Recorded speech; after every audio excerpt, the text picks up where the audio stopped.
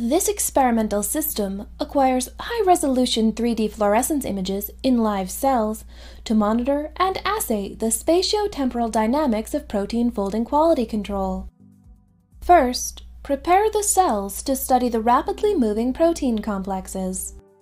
Acquire a Z-stack of images at high Z resolution. Then, acquire a time series composed of Z-stacks. Next, render the resulting images in a 3D movie and analyze the resulting images. Ultimately, 4D imaging enables tracking the dynamic and transient phenomena in cells at different conditions.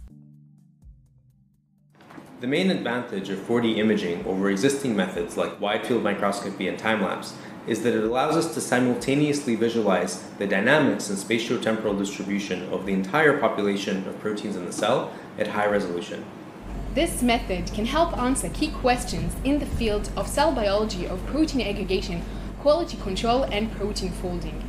These are highly dynamic and transient processes, hence, without high temporal and spatial resolution, many of them would be impossible to observe. This method can provide insight into aggregation quality control. It can also revolutionize the study of protein interaction and dynamics. Generally, individuals new to this method will struggle because taking 3D movies of endogenously tagged or low-expressing proteins requires the stability of the system, high sensitivity, and low photobleaching.